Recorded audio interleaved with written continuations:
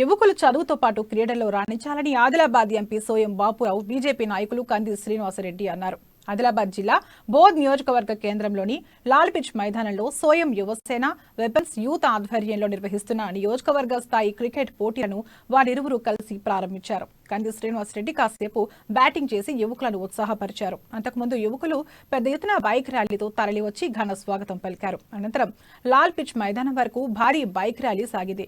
యువకులు చదువుతో పాటు క్రీడల్లో రాణించాలని, అలాగే రాజకీయాల్లో కూడా భాగస్వాములై రాజకీయ చైతన్యం సాధించాలని కంది శ్రీనివాసరెడ్డి అన్నారు. ఈ 8 ఏళ్ల కాలంలో ప్రజా సంక్షేమం కోసం ఏమాత్రం పాటుపడని స్థానిక ఎమ్మెల్యే రాథోడ్ బాపురావును ఏం చేశావని ప్రశ్నించాలన్నారు. ప్రభుత్వాలను ప్రశ్నించి హక్కులు సాధించుకోవాలని సూచించారు. ఆటలతో స్నేహభావం పెంపొందుతుందని, మానసికోల్లాసం కలుగుతుందని, క్రీడాకారులు క్రీడా స్ఫూర్తిని చాటాలని ఎంపీ సోయం బాపురావు అన్నారు. ఈ కార్యక్రమంలో railway board member GV Ramana, OBC జిల్లా అధ్యక్షులు గొర్ల రాజు యాదవ్, బలరాం జాదవ్, మండల నాయకులు తూము సూర్యం, కట్ట భూమేష్, నల్ల గంగయ్యలు, నాయకులు, కార్యకర్తలు, యువకులు పెద్ద ఎత్తున పాల్గొన్నారు.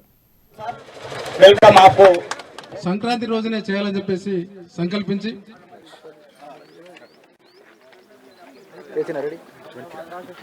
మొబైల్ నరేంద్ర మోడీ గారి నాయకత్వం, నరేంద్ర మోడీ గారి బీజేపీ జిందాబాద్, బీజేపీ జిందాబాద్.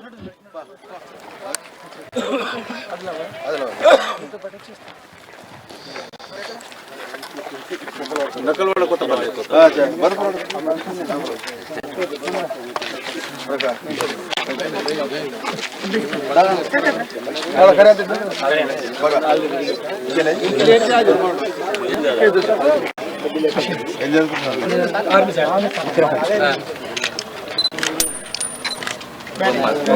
బొమ్మ వినాయక జయ హే భారత భాగ్య విధాత వింధ్య హిమాచల యమునా గంగా.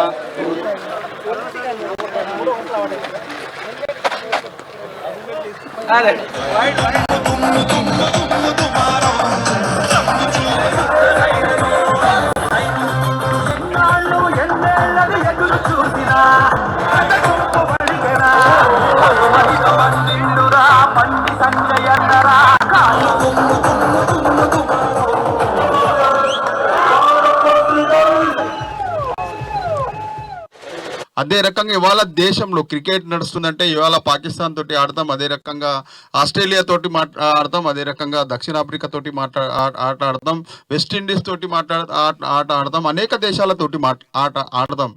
ఆట అనేది ఇండియా వాళ్ళే చాలా మంది ప్లేయర్స్ ఉంటారు, కేవలం ఇండియా వాళ్ళే కూడా ఆడచ్చు. కానీ వేరే దేశాలతోటి సత్సంబంధం ఉండాలంటే ఖచ్చితంగా వాళ్ళతోటి క్రీడలతోటి మనము ఆటలు ఆడితేనే ఆ దేశానికి మన దేశానికి ప్రేమ భావాలు పెరుగుతాయన్న ఉద్దేశంతో పెరగడానికే ఇవాళ క్రీడలు ఆ విధంగా నిర్వహించడం జరుగుతుందని కూడా ఈ సందర్భంగా తెలియజేయడం జరుగుతుంది. అదే రకంగా ఈ కాలంలో చాలామంది ఏంటంటే పూర్వీకులందరూ కూడా మంచి భోజనం తినేవాళ్ళు.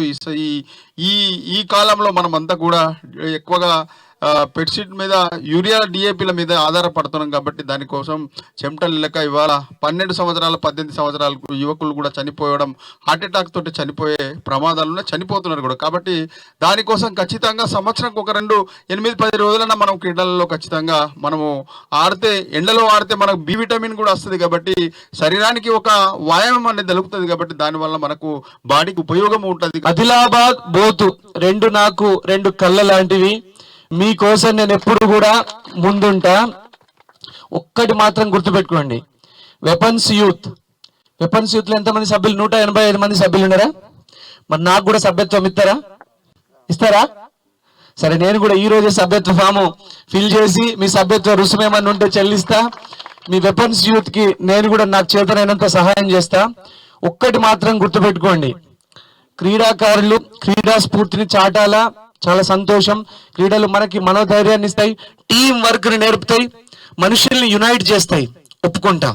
అట్లనే ప్రతి ఒక్క క్రీడాకారుడు, ఇక్కడ ఉన్న వ్యక్తులందరూ కూడా రాజకీయం అనేటువంటి రాజ్యాధికారాన్ని సాధించకుండా డెమోక్రసీ యొక్క బ్యూటీనెస్ చెప్తా.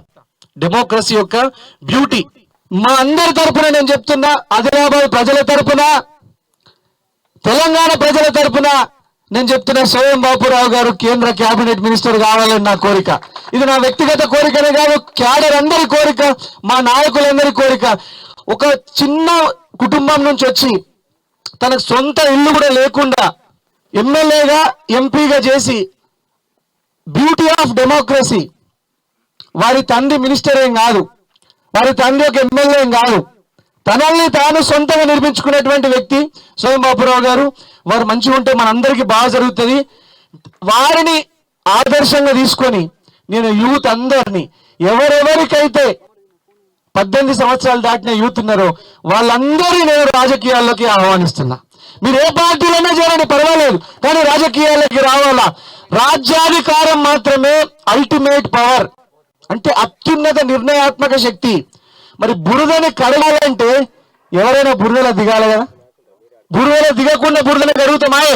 బోత్ పట్టణంలో కూడా మరి అక్కడ ఇక్కడ మరి ఎంపీ గారు దాదాపు నాకు తెలిసి ఎన్నో కార్యక్రమాల్లో పాల్గొంటున్నారు.